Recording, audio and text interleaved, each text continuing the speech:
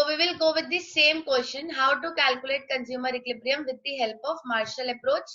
ये हमारा recap हो गया पुराने questions का. एक सेकेंड. सिंगल कमोडिटी हमारा कंप्लीट हो चुका था. अब हम स्टार्ट करेंगे डबल कमोडिटी. सिंगल कमोडिटी में इस टॉपिक के अंदर how to calculate consumer equilibrium with the help of Marshall approach हमने पहले भी पढ़ाया था कि आपको दो केसेस पढ़ने हैं, एक सिंगल कमोडिटी और दूसरा आपको पढ़ना है डबल कमोडिटी. ठीक है जी. सिंगल कमोडिटी के अंदर आपको जब भी आप आंसर लिखोगे तो 5 हेडिंग में आंसर लिखोगे. सबसे पहले इसकी 5 एजम्पशंस लिखोगे जो आपने पिछली क्लास में बिल्कुल सही सुना दी थी कि utility will be measured in terms of money.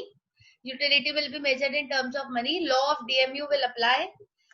Consumer must be rational और price and income of price of goods and income of consumer आप अपनी मर्जी से लेट कर सकते हैं, पर आप जो भी लेट करेंगे it should always be constant. उसके बाद कंडीशन जो आपको रट चुकी है, MUX divide by MUM should be equal to price. उसके बाद आप बनाओगे स्केड्यूल अपनी मर्जी से प्रूफ करने के लिए, फिर डायग्राम उसी बात को प्रूफ करने के लिए, और लास्ट क्लास में पढ़ा था हाउ टू रीच इक्विलिब्रियम. बस ये आज एक बार थोड़ा सा रिवाइज करा दूं आपको, फिर आगे बढ़ते हैं. हाउ टू रीच इक्विलिब्रियम मतलब कि अगर कंज्यूमर इक्विलिब्रियम में नहीं है तो क्या होगा. यही मैं आपको बोल रही थी, अगर कंज्यूमर इक्विलिब्रियम में नहीं है तो क्या होगा. ये रहा सिंगल कमोडिटी. कुछ बच्चे लेट आए हैं. ये पिछली क्लास के क्वेश्चंस और ये पिछली क्लास का टॉपिक कि what will happen if consumer is not in equilibrium. अगर MUX divide by MUM price के इक्वल नहीं है तो या तो प्राइस से ज्यादा होगा या प्राइस से कम होगा. अगर प्राइस से ज्यादा होगा तो मतलब सेटिस्फैक्शन प्राइस से ज्यादा है, और अगर कम होगा तो मतलब सेटिस्फैक्शन प्राइस से कम है. अगर ज्यादा होगा तो सेटिस्फैक्शन प्राइस से ज्यादा है तो गेन होगा. गेन के केस में कंज्यूमर अपनी कंजम्पशन को बढ़ाएगा क्योंकि उसको गेन हो रहा है. जैसे ही वो अपनी कंजम्पशन को बढ़ाएगा लॉ ऑफ डीएमयू की वजह से MUX फॉल होने लगेगा और दोनों इक्वल हो जाएंगे. अगर उसको लॉस हो रहा है बेटा जी मतलब सेटिस्फैक्शन प्राइस से कम है. लॉस के केस में वो अपनी कंजम्पशन को कम करेगा, लॉ ऑफ डीएमयू अट्रैक्ट होगा, उसकी कंजम्पशन कम होने की वजह से MU बढ़ेगा और दोनों इक्वल हो जाएंगे. उसके बाद हमने ये एक क्वेश्चन किया था. एवरीबडी रिमेम्बर्स दिस क्वेश्चन कि कंज्यूमर इज कंज्यूमिंग एप्पल जिससे उसे 30 का सेटिस्फैक्शन मिल रहा है. प्राइस ऑफ एप्पल है 2, MU ऑफ मनी है 3. आपने बोला था कि कंज्यूमर इक्विलिब्रियम में नहीं है, वो गेन में है. उसके बाद बेटा जी ये चेन आपको पूरी एक्सप्लेन करनी है. बहुत ध्यान से सुन लो. जब वो आपसे पूछेंगे व्हाट विल हैपन तो आप पूरा बताओगे कि कंज्यूमर अपने कंजम्पशन को बढ़ाएगा जिसकी वजह से लॉ ऑफ डीएमयू अट्रैक्ट होगा, जिसकी वजह से MU फॉल करेगा और धीरे धीरे MU apple divide by MU of money will be equal to price. ऐसा हो जाएगा. तो ये पूरी चेन आप एक्सप्लेन करोगे. आज की क्लास शुरू होगी. Single commodity complete. आज की क्लास हम शुरू करेंगे डबल कमोडिटी से. एक क्वेश्चन करें पहले, फिर डबल कमोडिटी शुरू करते हैं. लिखिएगा एक क्वेश्चन न्यूमेरिकल है, न्यूमेरिकल 1. ऐसे ही एक छोटा सा क्वेश्चन ट्राई के लिए देखते हैं आपको सिंगल कमोडिटी कितनी याद है. लिखिएगा अ कंज्यूमर इज कंज्यूमिंग, ध्यान से, ठीक है जी. लिखिए, शुरू करें. A consumer is consuming bread giving him satisfaction of 30, comma price of bread is 10.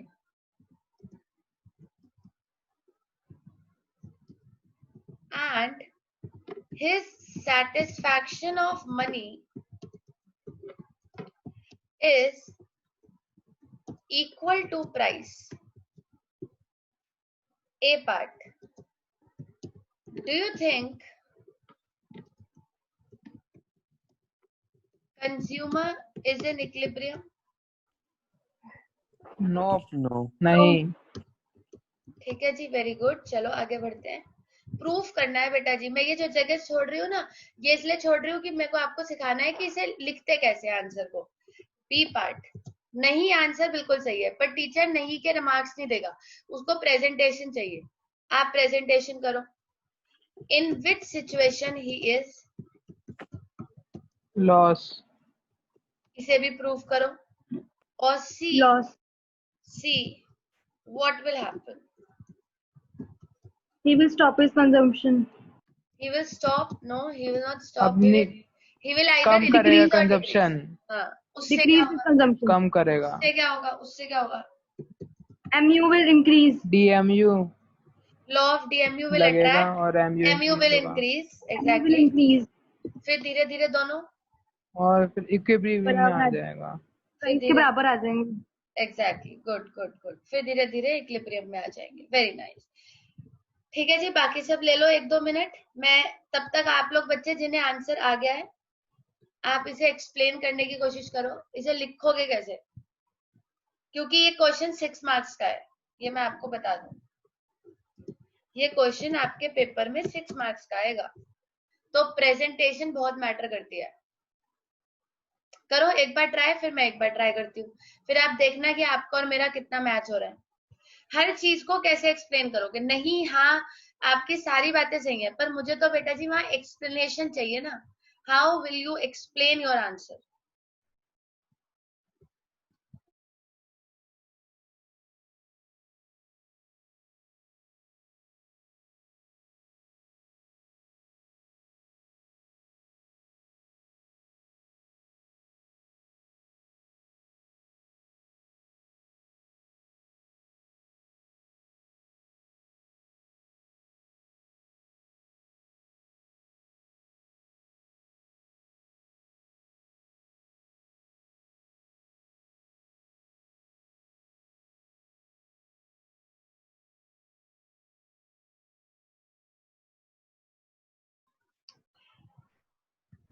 Do you think consumer is in equilibrium? आप सबने बिल्कुल सही आंसर दिया है, no.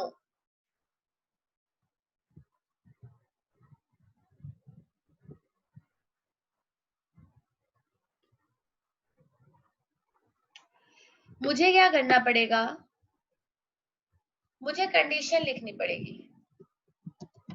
MU of bread divide by MU of money should be equal to price, ये condition होती है।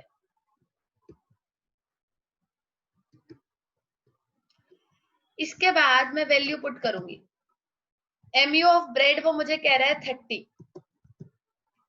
Divide by MU of money वो मुझे कह रहा है इज इक्वल टू प्राइस, मतलब 10, is equal to 10 question mark. मैं देख रही हूँ अभी। 30 divide by 10 is 3 and 3 is not equal to 10, thus consumer is not in equilibrium। ये प्रेजेंटेशन है। और बेटा जी कई बार बच्चे मुझे ये बोलते हैं कि दीदी इतना छोटा सा आंसर 6 नंबर में, तो बाबू इको में आपके आंसर्स लेंथी नहीं होते हैं, आपके आंसर्स लेंथी होते हैं बिजनेस में। बिजनेस में आपको बहुत कुछ लिखना है, बहुत सारा बहुत सारा बहुत सारा। इको में आपको बहुत सारा नहीं लिखना है, इको में आपको लॉजिक लिखना है, लॉजिक चाहिए मुझे। This is a difference between economics and business. Economics में लॉजिकल आंसर्स होते हैं, छोटे आंसर्स होते हैं। बिजनेस में थ्योरेटिकल आंसर्स होते हैं, बड़े आंसर्स होते हैं। आपको किताबें भरनी होती है, 10 लाइनें 15 लाइनें, याद करो लिखो। इको में ऐसा कुछ नहीं होता, इको तो लॉजिकल है। हाँ ठीक है, ये कंडीशन है, MU of bread divide by MU of money is equal to price पूरी नहीं हो रही, कंज्यूमर इक्विलिब्रियम में नहीं है। अब मैं इससे ज्यादा क्या बताऊं? आप बताओ, अब मैं इससे ज्यादा क्या बता सकती हूँ? कुछ भी नहीं। तो बस इतना ही होता है कि consumer is not in equilibrium. अब वो पूछ रहे हैं इन विच सिचुएशन ही इज, वो कौन सी सिचुएशन में है? तो मैं फिर से कंडीशन लिखूंगी। MU ऑफ ब्रेड जो आ रहा है, MU of bread divide by MU of money less आ रहा है, लेस देन प्राइस। फिर से वैल्यू पुट करूंगी 30 डिवाइड, अगर आप ऐसे नहीं लिखना चाहते ऐसे भी लिख सकते हो, यहां लिख दो और अच्छा लगेगा। 30 divide by 10 is less than 10,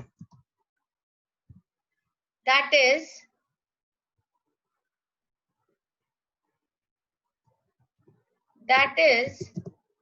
3 is less than 10। thus इसका क्या मतलब है? thus satisfaction is, क्या सिखाया था कि अगर mu of bread divide by mu of money, mu मतलब यूटिलिटी मतलब satisfaction, thus satisfaction is less than price, that is why consumer is in loss। कहा आपने भी यही है, मैंने भी यही है, बस मैंने इसको थोड़ा अच्छे से कहा है और कुछ नहीं है। thus consumer is in loss।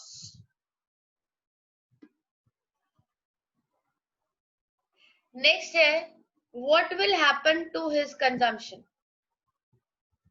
Question सही कर दो, what will happen to his consumption, उसकी कंजम्पशन पे क्या असर पड़ेगा? जैसा कि आपने कहा, आपने बिल्कुल सही कहा, as satisfaction is less than price,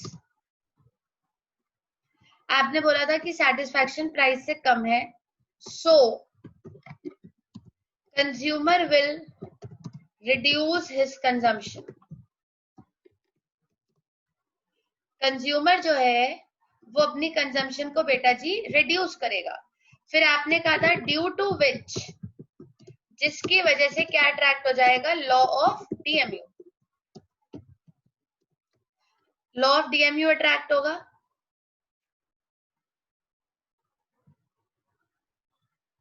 as consumption decreases, as consumption falls,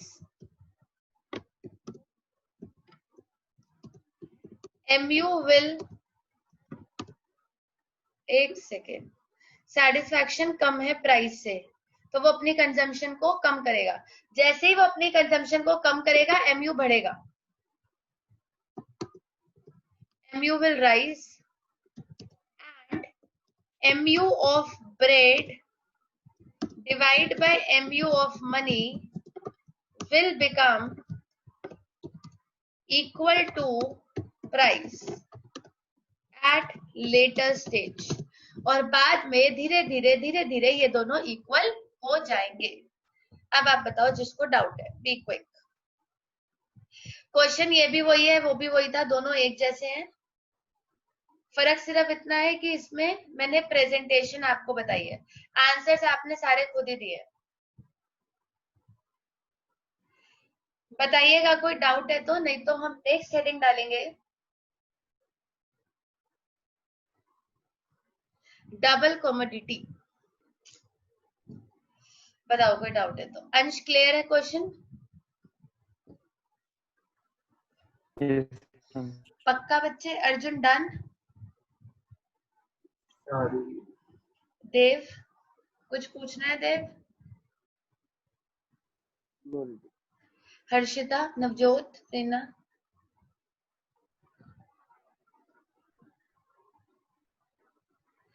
Harshita कुछ पूछना है आपको? आगे बढ़े।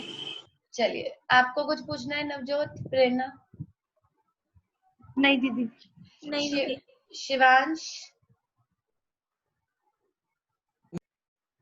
We have two Shivansh. कुछ पूछना है बेटा जी किसी को? तरंग, उमंग, वृंदा? नहीं। चले फिर, चलिए नेक्स्ट हेडिंग डालते हैं डबल कमोडिटी। आगे बढ़ते हैं, अगर आपको नहीं पूछना तो। Second point, double commodity. अब हम सीखेंगे कि अगर कंज्यूमर दो गुड्स को कंज्यूम करता है तो इक्विलिब्रियम कैसे निकाला जाता है। अब तो आपको ये इंटरेस्टिंग लग रहा होगा, अब तो समझ आ गया। डबल कमोडिटी को अगर कंज्यूमर कंज्यूम करता है, डबल कमोडिटी कब लगेगा बेटा जी? व्हेन कंज्यूमर कंज्यूम्स, मैं आपको बता देती हूँ, डबल कमोडिटी वैसे पहले भी बताया था, when consumer consumes more than one good, when consumer consumes more than one good, तो डबल कमोडिटी अप्लाई हो जाता है। अब डबल कमोडिटी के केस में कंज्यूमर इक्विलिब्रियम कहाँ आता है? आंसर समझाऊं?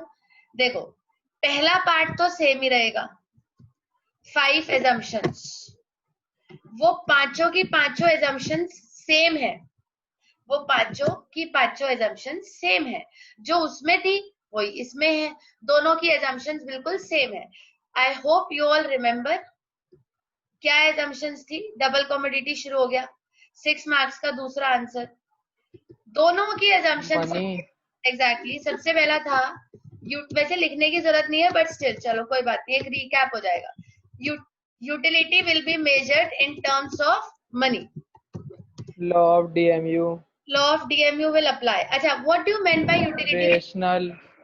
What do you meant by utility will be measured? Want satisfying power. Exactly, power. Utility means want satisfying power. और हम वैसे जो यूटिलिटी होती है वो यूटिल्स में निकलती है, मैंने आपको ये सारी बातें बताई थी, लेकिन हमें यूटिल्स आता नहीं।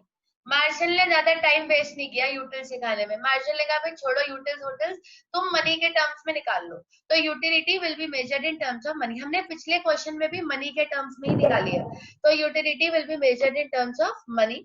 Law of DMU will apply, जैसा कि आपने बताया, और अभी आपने देखा भी कि आपने पीछे लॉ ऑफ डीएमयू अप्लाई किया था, जब सेटिस्फैक्शन प्राइस से कम था तो लॉ ऑफ डीएमयू आ जाएगा और एमयू कंटिन्यूअसली फॉल करेगा। आप उसी कंज्यूमर का इक्विलिब्रियम निकालेंगे जो रेशनल है।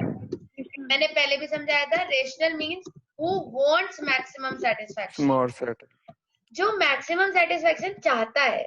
अब मान लो कोई एल्कोहलिक है, कोई डाइट पर्सन है, वो मैक्सिमम सेटिस्फैक्शन चाहता ही नहीं है, तो मैं उसके साथ क्या सिर मारूं, जब उसका इक्विलिब्रियम तो निकल ही नहीं सकता ना बच्चे, तो उसके साथ टाइम वेस्ट करके क्या फायदा। जब आप इक्विलिब्रियम निकालोगे तो आपको दो चीजों की जरूरत पड़ेगी, price of goods price income and income of consumer will be given. आप अपनी मर्जी से कुछ भी लेट कर सकते हैं, जैसा कि आपने देख ही लिया है पिछले क्वेश्चंस में, हम भी अपनी मर्जी से ही लेट करते हैं, आप कुछ भी लेट कर सकते हैं अगर आपको गिवन ना हो। इसी तरीके से आपको इनकम ऑफ कंज्यूमर की जरूरत पड़ेगी, ये भी आप अपनी मर्जी से लेट कर सकते हैं, जो भी आप लेट करेंगे it will always be constant, you can let anything and it will always be constant. ठीक है जी, तो ये पांचों एजम्पशंस का आप पालन करेंगे जैसा कि आपने सिंगल कमोडिटी में भी किया है, और इन 5 एजम्पशंस का पालन करके आप डबल कमोडिटी के हिसाब से बढ़ेंगे आगे। चलो अब सीधा डबल कमोडिटी शुरू करते हैं, ज्यादा टाइम वेस्ट नहीं, सीधा आते हैं कंडीशन पे। कंडीशन क्या है दीदी, बस सीधा कंडीशन बताओ कि इक्विलिब्रियम कहाँ पे होगा। तो कंडीशन ये है कि अगर आप दो गुड्स कंज्यूम करते हो, एग्जाम्पल ले लेती हूँ, फॉर एग्जाम्पल मैं दो गुड्स कंज्यूम कर रही हूँ, ब्रेड एंड टी। मैं दो गुड्स कंज्यूम कर रही हूँ, एक का नाम है ब्रेड, एक का नाम है टी। तो मैं दो गुड्स कंज्यूम कर रही हूँ, one is bread another one is T. तो कॉमन सेंस की बात है कि मेरे पे डबल कमोडिटी अप्लाई होगी, और अगर मैं सिर्फ ब्रेड कंज्यूम करती तो सिंगल कमोडिटी अप्लाई होती।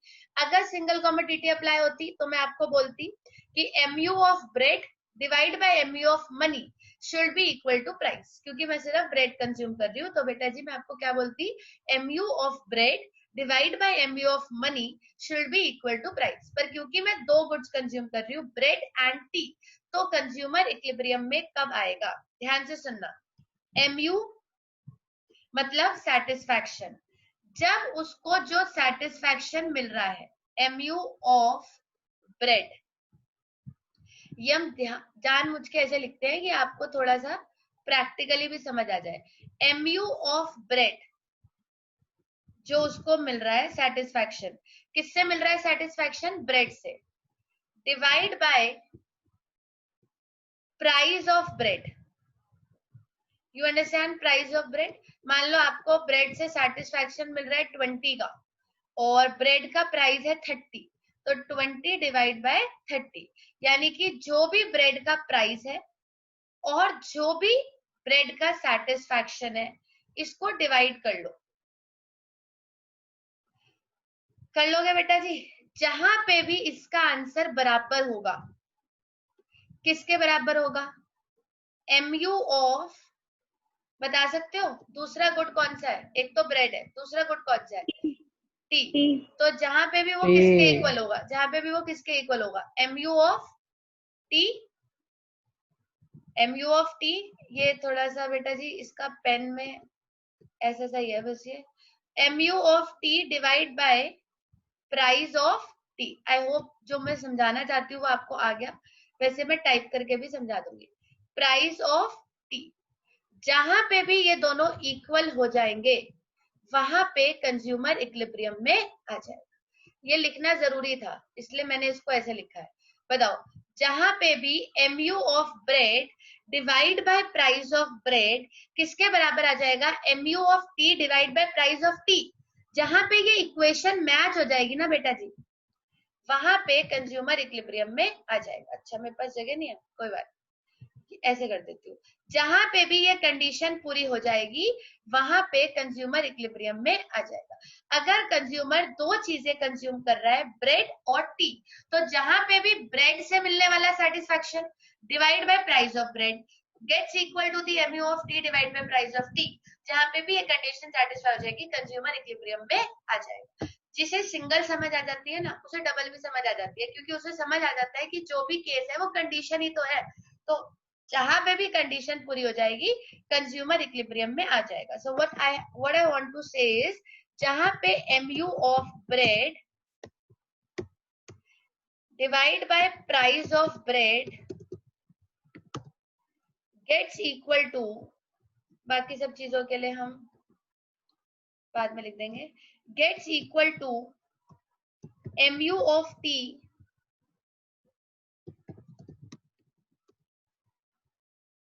Divide by price of tea. वहां पे कंज्यूमर इक्विलिब्रियम में आ जाता है। जहां पे mu of bread divide by price of bread gets equal to mu of tea divide by price of tea, वहां पे कंज्यूमर इक्विलिब्रियम में आ जाता है। याद रखिएगा बेटा जी, जहां पे भी ये दोनों चीजें इक्वल हो जाएंगी वहां पे कंज्यूमर इक्विलिब्रियम में आ जाएगा। कंडीशन आपको शायद याद हो चुकी है, mu of bread divide by price of bread gets equal to mu of tea divide by price of tea. अब हर बार गुड्स ब्रेड और टी तो होंगे नहीं, तो टेक्निकल भाषा में इसे बोलते हैं marginal utility of good x. X में अब आप कुछ भी रख सकते हो, divide by price of good x. Condition ये है, जो मेन कंडीशन है वो ये है, mu ऑफ एक्स, वो एग्जाम्पल वाली कंडीशन थी, divide by price of x gets equal to mu of good y divide by price of good y। जहां पे भी ये चीजें इक्वल हो जाएंगी आपको mu ऑफ गुड x को डिवाइड करना है प्राइस ऑफ गुड x से। ये आंसर किसके बराबर होना चाहिए बेटा जी? mu of good y divide by price of good y। जब भी आपस में इक्वल हो जाएंगे आपका कंज्यूमर इक्विलिब्रियम में आ जाएगा। ये डबल कमोडिटी की कंडीशन है, आप इसे नोट कर सकते हो, ये डबल कमोडिटी की कंडीशन है। mu of good x divide by price of good x is equals to mu of good y divide by price of good y। और बेटा जी इस कंडीशन का एक नाम और है, this condition is also called as, this condition is also called as law of equimarginal utility। क्योंकि हम आपको, बहुत ध्यान से सुनो, पहले साथ साथ नोट मत करो, मैं रुक जाऊंगी, आप नोट कर लेना। This condition is also called as, क्योंकि आप पहली बार पढ़ रहे हो, this condition is also called as law of equimarginal utility. अब सवाल ये पैदा होता है कि इसको लॉ ऑफ इक्विमार्जिनल यूटिलिटी क्यों कहते हैं? इसको लॉ ऑफ इक्विमार्जिनल यूटिलिटी इसलिए कहते हैं बेटा जी, क्योंकि हमने, ध्यान से देखो, हमने गुड एक्स को और गुड वाई को, गुड एक्स को और गुड वाई को, दोनों की यूटिलिटीज को क्या रखा है? इक्वल। ये इक्वल का साइन दिख रहा है आपको?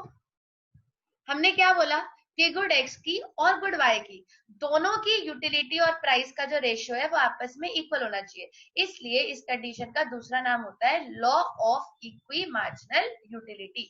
अगर मैं इस कंडीशन को एक्सप्लेन करना चाहूँ तो मैं एक्सप्लेन भी कर सकती हूँ, ये तो मैंने लिख दी ना, मैं इसे एक्सप्लेन भी कर सकती हूँ। कंडीशन क्या है कि रेशियो ऑफ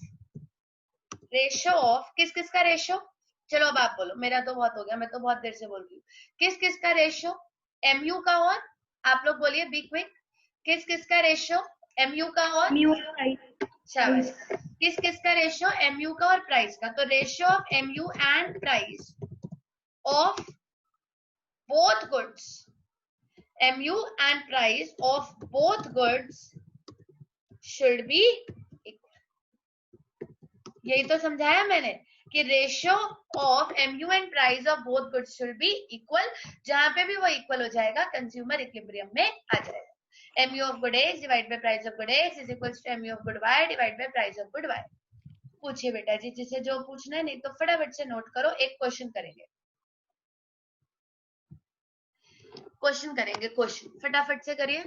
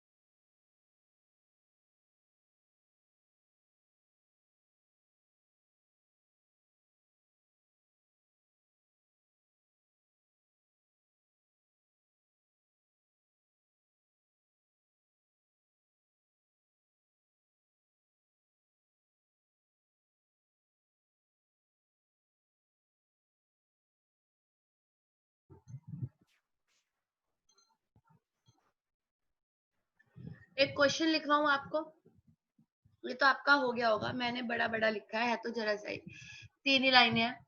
एक क्वेश्चन लिखिएगा, आपको समझ आ जाएगा कि मैं क्या बोलना चाह रही हूँ। लिखिएगा question, a consumer is consuming,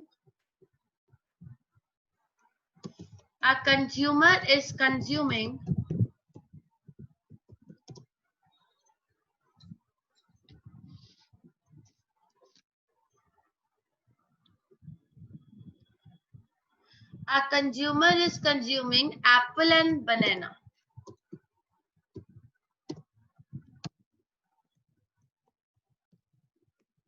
Satisfaction of apple is equals to, बच्चे वाले क्वेश्चन है ये, इतने छोटे छोटे से। Satisfaction of apple 10, price of apple 2, 2. Satisfaction from banana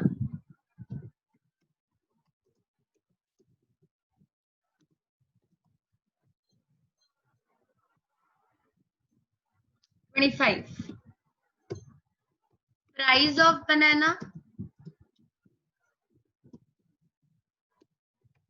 5. Do you think, आप 2 मिनट में आंसर दे दोगे, ये भी मुझे बता, ये भी मुझे बताता। Do you think consumer is in equilibrium? Yes. Yes, दीदी। ठीक है जी। Do you think consumer is in equilibrium? I said कि आप 1 मिनट में आंसर दे दोगे, क्योंकि satisfaction of apple divide by price of apple is equal to satisfaction of banana divide by price of banana. अगर ये है तो कंज्यूमर इक्विलिब्रियम में है, अदरवाइज कंज्यूमर इक्विलिब्रियम में नहीं है। हाँ जी, तो आपका आंसर है। चलो इसे एक्सप्लेन कर लो अपनी कॉपी में एक बार। आएगा ये, ऐसे ऐसे क्वेश्चन आते हैं। कंडीशन याद होनी चाहिए। अब कंडीशन ही याद नहीं होगी तो टीचर क्या करेगा? MU of apple divide by price of apple is equal to MU of banana divide by price of banana. आप इसे कैसे भी लिख सकते हैं, कैसे भी मतलब जैसे मैं पहले लिख रही थी आप इसको वैसे भी लिख सकते हो। अब हम वैल्यू पुट करेंगे, is equal to MU of apple है 10 divide by price of apple है 2 is equal to MU of banana है 25 divide by price of banana है 5, तो 5 is equal to 5। thus consumer is in equilibrium। चलो एक दूसरा topic पढ़ाऊं, ये तो 2 मिनट का था, खत्म हो गया। thus consumer is in equilibrium, yes consumer is in equilibrium। चलो अब आते हैं मेन बात पे, और आज की मेन बात जो 10 मिनट आपको हमें सुननी है आप लोगों को बहुत ध्यान से, वो ये है कि बेटा जी कभी भी आपने देखा होगा कि चाहे सिंगल कमोडिटी हो चाहे डबल कमोडिटी हो, बहुत ध्यान से सुनना, चाहे सिंगल कमोडिटी हो चाहे डबल कमोडिटी हो, आपके पास इक्विलिब्रियम की कंडीशन है। अगर सिंगल कमोडिटी की बात करें तो MUH divide by MUM should be equal to price. अगर डबल कमोडिटी की बात करें तो MUX divide by PX is equal to MUY upon PY। तो आपके पास सिंगल की भी कंडीशन है, डबल की भी कंडीशन है। कंडीशन में वैल्यूज को पुट करो और फटाफट से बता दो कि ये इक्विलिब्रियम है। क्या आपको लगता है कि क्लास 11th में इतना इजी वर्जन होगा? The answer is no. तो ये क्वेश्चन इतना इजी कैसे है? ये क्वेश्चन है ही नहीं, क्योंकि टीचर जब आपसे क्वेश्चन पूछेगा तो बेटा जी कभी भी कंज्यूमर इक्विलिब्रियम में नहीं होगा, और वो आपसे ये पूछेगा कि बताओ कंज्यूमर इक्विलिब्रियम में नहीं है, अब क्या? आप मेरी बात को समझ रहे हो? अब क्या? अब क्या मतलब कि अब वो इक्विलिब्रियम में कैसे आएगा? जो मैंने आपको सिंगल कमोडिटी में अभी अभी एक क्वेश्चन कराया, हाउ टू रीच इक्विलिब्रियम, ये देख रहे हो, what will happen to his consumption, in which situation he is. अच्छा एक बात बताओ, अगर यही क्वेश्चन जो आज हमने सबसे पहला क्लास में किया, अगर इसी क्वेश्चन में कंज्यूमर इक्विलिब्रियम में होता तो क्या ये क्वेश्चन कभी 6 मार्क्स का बनता? द आंसर इज नो, बनता ही ना। क्योंकि अगर कंज्यूमर इक्विलिब्रियम में होता तो बेटा जी सिर्फ ए पार्ट होता, बी और सी तो होते ही ना। प्रैक्टिकली सोचो, बी और सी तो होते ही ना, क्योंकि जब कंज्यूमर इक्विलिब्रियम में है तो बात ही खत्म हो गई। समझ रहे हो? जैसे मैं हूं, मुझे आपसे क्वेश्चन पूछना है, मैंने आपसे क्वेश्चन पूछा कि बेटा जी सब समझ में आ गया? आपने कहा आ गया, तो बात खत्म हो गई। अब आपने बोला कि नहीं दीदी ये समझ में नहीं आया, ये बता दो वो बता दो, तो हमारी कन्वर्सेशन आगे बढ़ेगी ना। सेम इसी तरीके से अगर मैं आपसे पूछूं कि क्या कंज्यूमर इक्विलिब्रियम में है, आपने कहा हाँ जी दीदी इक्विलिब्रियम में है, तो बात खत्म हो गई। अब मैं आपसे क्या पूछूं? जैसे ये क्वेश्चन है जो भी आपने किया, आपने भी मन में सोचा होगा कि इतना इजी सा क्वेश्चन दे दिया, जैसे ये है आपके सामने। अब इस क्वेश्चन में जो एप्पल और बनाना वाला क्वेश्चन है, इसमें कंज्यूमर ऑलरेडी इक्विलिब्रियम में है, तो अब मैं आपसे क्या पूछूं? मेरे पास कोई क्वेश्चन ही नहीं है पूछने को, क्या पूछूं? आप बताओ क्या पूछूं? कंज्यूमर तो इक्विलिब्रियम में ही है। मैं आपको क्वेश्चन क्या दूंगी जिसमें कंज्यूमर इक्विलिब्रियम में नहीं होगा, और फिर मैं आपसे पूछूंगी कि बताओ वो कौन सी सिचुएशन में है। हमेशा ऐसी होता है, और फिर उस सिचुएशन में वो क्या करेगा। नॉर्मल है, यही तो पूछूंगी। अगर कंज्यूमर ऑलरेडी इक्विलिब्रियम में होगा तो मेरा तो टॉपिक ही खत्म हो जाएगा। तो इसलिए हम इसकी थर्ड हेडिंग डालेंगे, 2 डाल दी थी हमने, एक तो 5 एजम्पशंस, दूसरा कंडीशन। कंडीशन आपको क्लियर हो गई। इसी डबल कमोडिटी की तीसरी heading, how to reach equilibrium. अगर कंज्यूमर इक्विलिब्रियम में नहीं है तो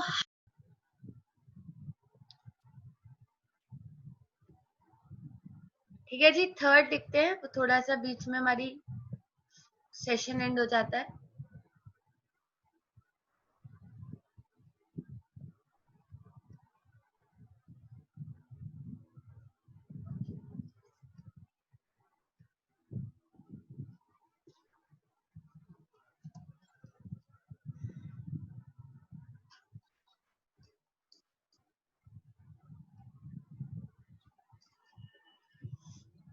चलिए जी, लिखिएगा थर्ड हेडिंग एजम्पशंस और कंडीशन के बाद third heading how to reach equilibrium. How to reach equilibrium.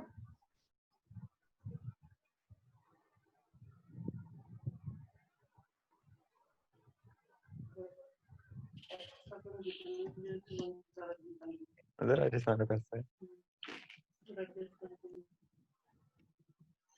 लिखिएगा हाउ टू रीच इक्विलिब्रियम।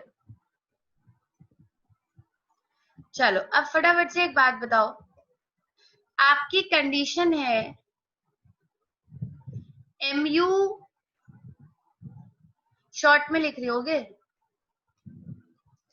ये आपकी कंडीशन है MUX, सो सॉरी, MUX अगर शॉर्ट में बोलूं बेटा जी तो यही आपकी कंडीशन है MUX divide by PX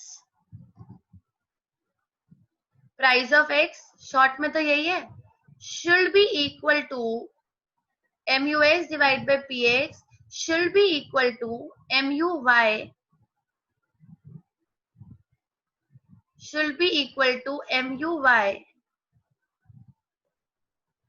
divide by PY. चलो everybody is connected, let's start.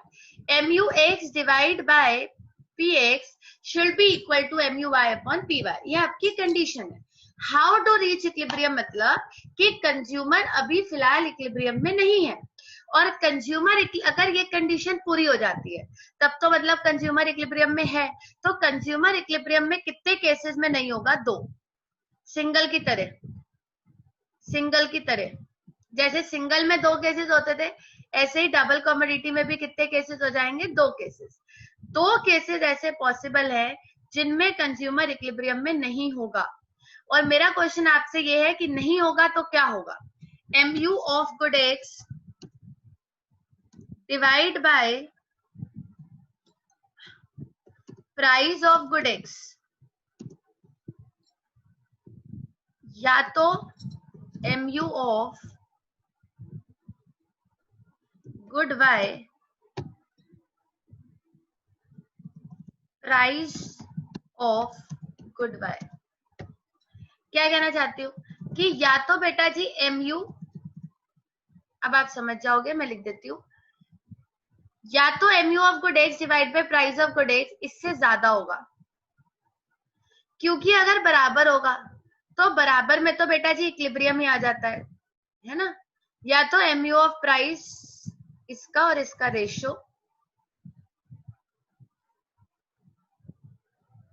अब सही हो गया बिल्कुल। चलो अब आपको समझ में भी आ जाएगा, फटाफट से समझ लीजिएगा।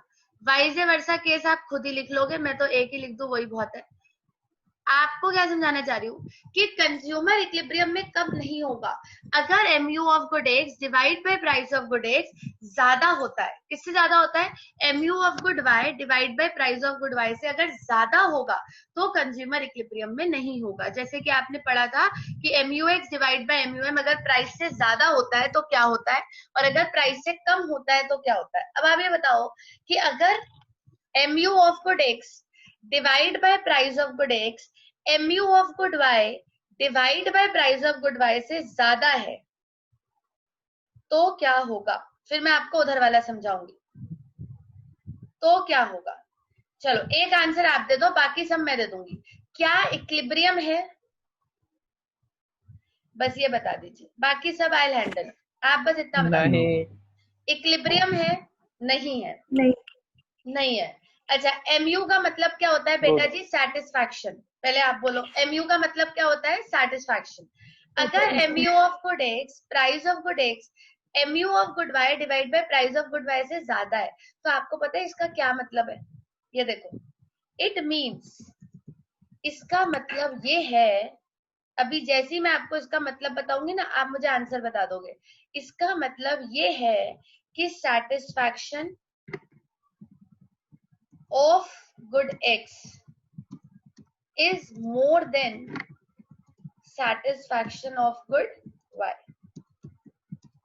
पढ़ो, क्या कहना चाह रही हूं मैं, कि अगर MU x divide by P x MU y divide by P y से ज्यादा है, तो इस बात का क्या मतलब है, इक्विलिब्रियम तो नहीं है, तो इस बात का क्या मतलब है, इस बात का ये मतलब है बेटा जी कि आपको गुड एक्स से ज्यादा सेटिस्फैक्शन मिल रहा है in comparison of good y, तभी तो गुड एक्स का रेशियो ज्यादा है। अब आप अपने दिमाग में सोचो, एग्जैक्टली भाई गुड एक्स का सेटिस्फैक्शन ज्यादा है गुड वाई से, तभी तो उसका रेशियो ज्यादा है।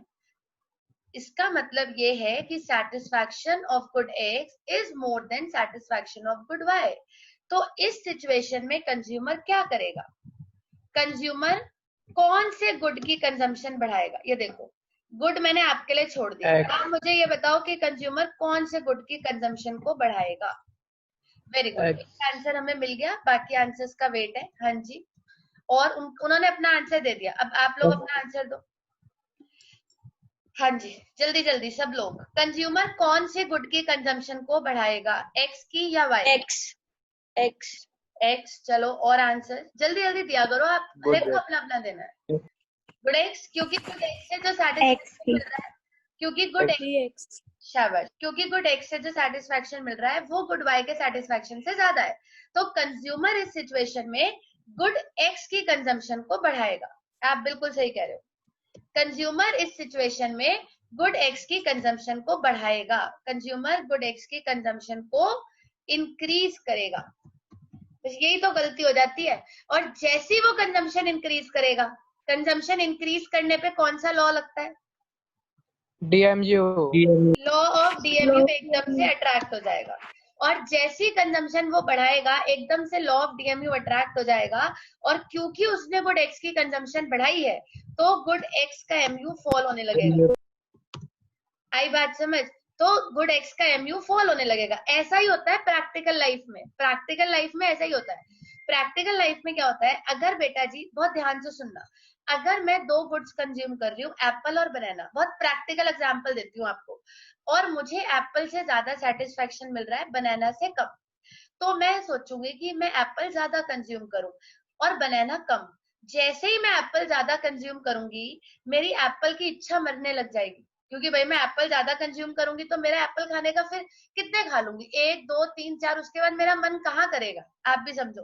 तो अगर मैं गुड एक्स की कंजम्पशन को बढ़ाऊंगी क्योंकि मुझे उससे सेटिस्फेक्शन ज्यादा मिल रहा है, तो लॉ ऑफ डीएमयू की वजह से उससे मिलने वाला एमयू धीरे धीरे फॉल होने लग जाएगा, क्योंकि धीरे धीरे आपका उस चीज से मन हटने लग जाएगा, आपकी भूख उसकी मिटने लग जाएगी। आप कितने एप्पल्स कंज्यूम कर लोगे, तीन चार पांच छह, फिर थक भी तो जाओगे। तो गुड एक्स से मिलने वाला एमयू फॉल होने लग जाएगा, और धीरे धीरे सेटिस्फैक्शन, पहले आपको एप्पल से ज्यादा मिल रहा था ना, एक्स से ज्यादा मिल रहा था, धीरे धीरे satisfaction of good x and good y will become equal. धीरे धीरे उनसे मिलने वाला सेटिस्फैक्शन इक्वल हो जाएगा, एंड मैं भी दिखा देती हूँ आपको, and consumer will reach equilibrium, और धीरे धीरे कंज्यूमर ऑटोमेटिकली इक्विलिब्रियम में आ जाएगा। ये देखिए, अभी भी नहीं दिख रहा, एक second.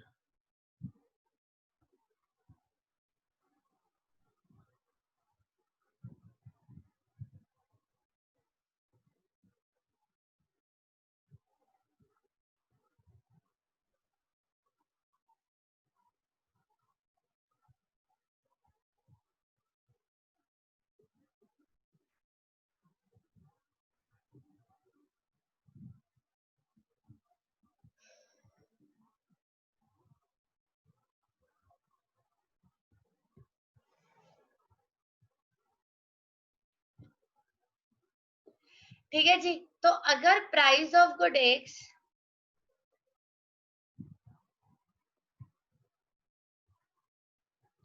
MU of good x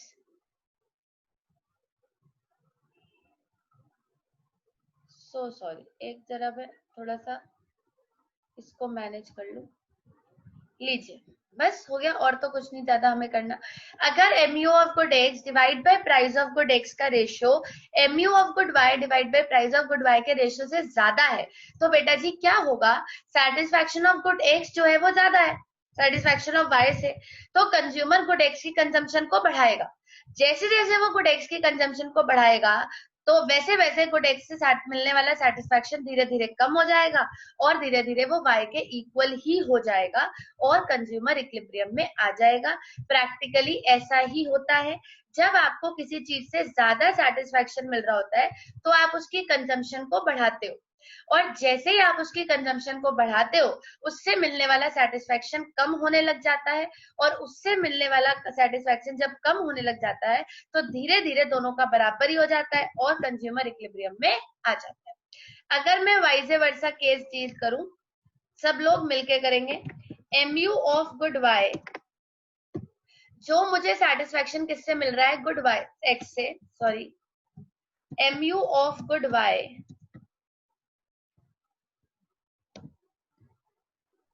अब इस केस में पहले ध्यान से सुनना, नोट बाद में करना, ठीक है बच्चे, चाहे हमें लिखने में टाइम लग रहा हो, आप थोड़ा सा पेशेंस रखो। प्राइस ऑफ गुड वाई क्या कहना चाहते हैं, कि जो आपको MU मिल रहा है गुड एक्स से,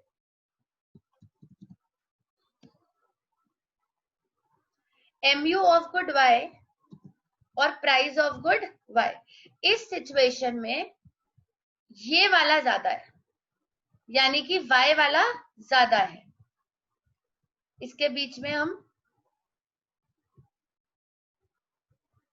MU of good y divide by MU of good x divide by price of good x, MU of good y divide by price of good y, इस सिचुएशन में उसके वाला ज्यादा चल रहा है, यानी y का रेशियो ज्यादा चल रहा है।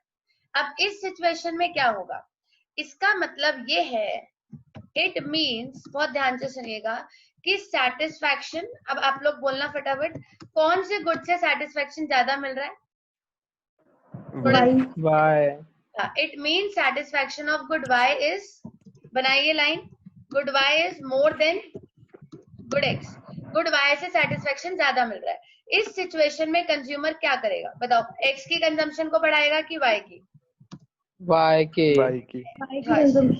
तो क्या लिखो, consumer will increase the consumption of good, देखिए देखिए कोई डाउट है तो, consumer will increase the consumption of good y, और जैसे ही वो गुड वाई की कंजम्पशन को बढ़ाएगा, बोलो आगे बोलो, बोलो बोलो बोलो, law of DMU will attract, और क्योंकि उसने वाई की कंजम्पशन को बढ़ाया है, तो गुड वाई का MU क्या होने लग जाएगा, फॉल, और धीरे धीरे दोनों का बराबर हो जाएगा। Satisfaction of good x and good y will become equal, दोनों का सेटिस्फैक्शन इक्वल हो जाएगा, और कंज्यूमर विल रीच इक्विलिब्रियम। ठीक है जी, तो चाहे आप x का बढ़ाओ चाहे आप y का बढ़ाओ, कंज्यूमर धीरे धीरे इक्विलिब्रियम में आ ही जाता है। ये क्वेश्चन आप मुझसे पूछ सकते थे कि दीदी फिर तो धीरे धीरे कंज्यूमर इक्विलिब्रियम में आ ही जाता है। हाँ जी बच्चे, धीरे धीरे कंज्यूमर इक्विलिब्रियम में आ ही जाता है, चाहे सेटिस्फैक्शन x का ज्यादा हो चाहे सेटिस्फैक्शन y का ज्यादा हो, धीरे धीरे कंज्यूमर इक्विलिब्रियम में आ ही जाता है। अब आप इसको देख सकते हैं आराम से, MU of good x divide by price of good x, अगर कम चल रहा है MU of good Y divide by price of good Y से, तो इसका मतलब ये है कि सेटिस्फैक्शन y से ज्यादा मिल रहा है x से कम। उस सिचुएशन में कंज्यूमर y की प्रोडक्शन को बढ़ाएगा, लॉ अट्रैक्ट हो जाएगा, MU y फॉल हो जाएगा, धीरे धीरे दोनों इक्वल हो जाएंगे। तो चाहे x का ज्यादा चल रहा हो चाहे y का ज्यादा चल रहा हो, धीरे धीरे तो कंज्यूमर इक्विलिब्रियम में आ ही जाता है। क्लियर है, धीरे धीरे तो कंज्यूमर इक्विलिब्रियम में आ ही जाता है। फटाफट से इसको नोट करिएगा, वेरी वेरी वेरी इंपॉर्टेंट।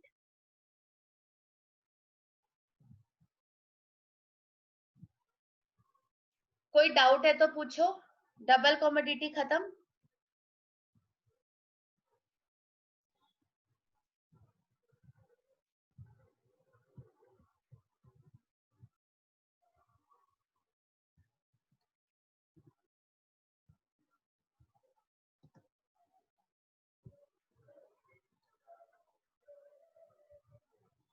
जल्दी से